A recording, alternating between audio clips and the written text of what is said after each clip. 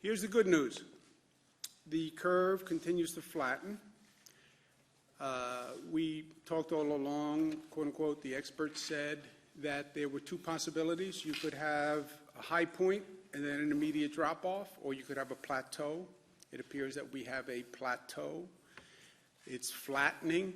It's the flattening of the curve. The increases slow down. It flattens out for a period of time. Nobody knows how long because nobody's been here before. But if you look at the number of total admissions, 18,000, 18,000, 18,000, 18,000, that's definitely a flattening. That is good news. Still going up a little bit, by the way. Go back a second. Still going up a little bit, but a basic flattening as opposed to increasing gaps.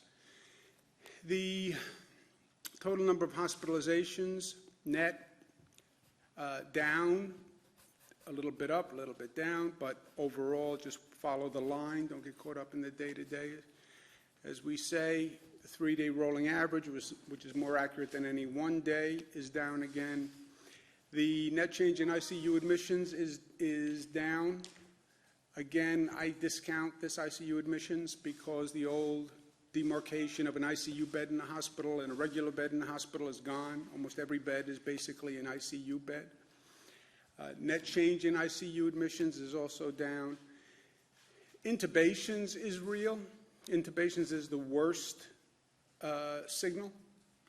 People who are intubated wind up on a ventilator most often do not come off the ventilator, somewhere 70%, 80%, depending on who you talk to. So this is a scary number.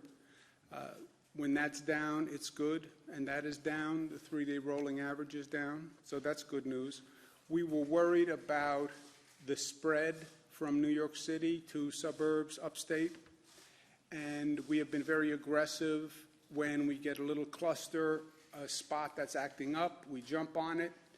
This is like watching a fire going through dry grass with a strong wind, and it's blowing the fire, and a couple of embers wind up on one side of the field, and the embers start to catch fire, and that's a cluster, and you have to run over to those embers and stamp them out right away before they grow.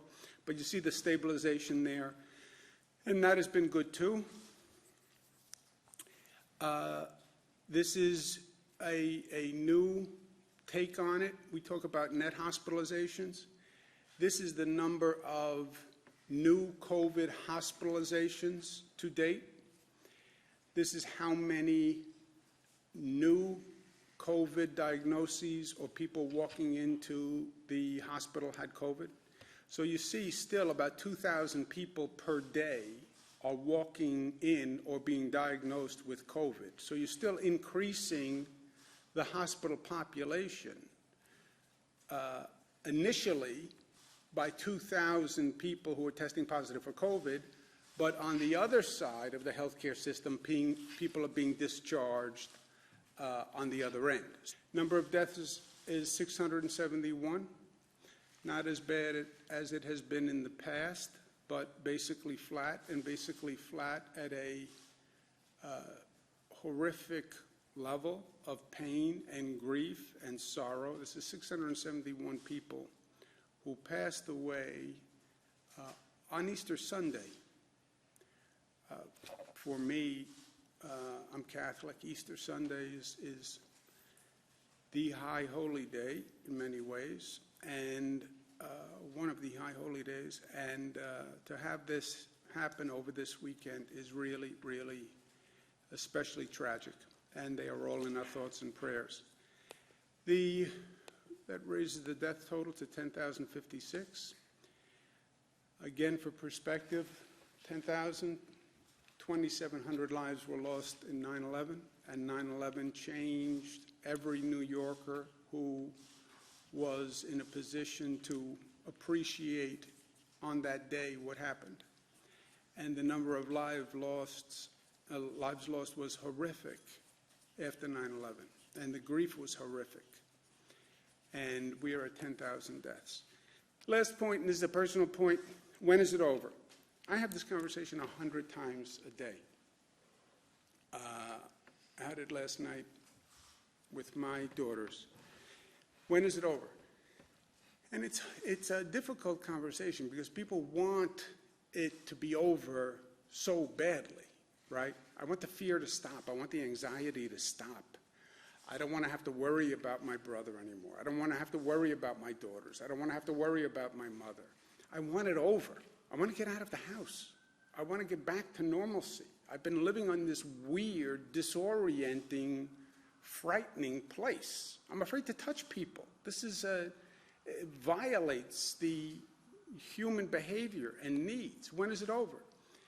It's not going to be over like that. It's not going to be we flick a switch and everybody comes out of their house and gets in their car and waves and hugs each other and the economy all starts up.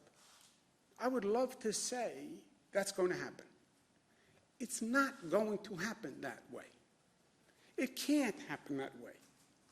Can it happen in some communities across the country where, frankly, they have very low infection rates, and they could come up with a testing regimen where if they find 1 or 2 cases, they quickly jump on those 1 or 2 and they isolate and they track?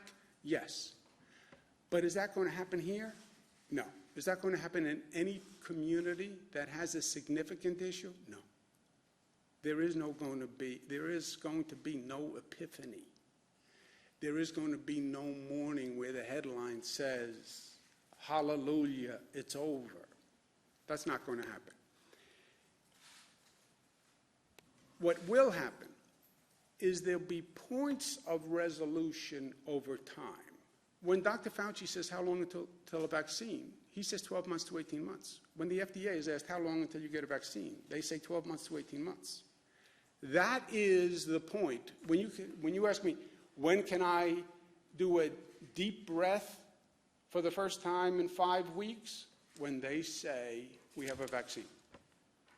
That's when it is over. But there will be points between now and then where we should feel more confident and we should feel better. Well, I want it to be over tomorrow. I get it. I want it to be over tomorrow. I want it to be over tomorrow more than you want it to be over tomorrow. But that's not reality. So let's calibrate our expectations. And in the meantime, stay the course, because we have accomplished a lot.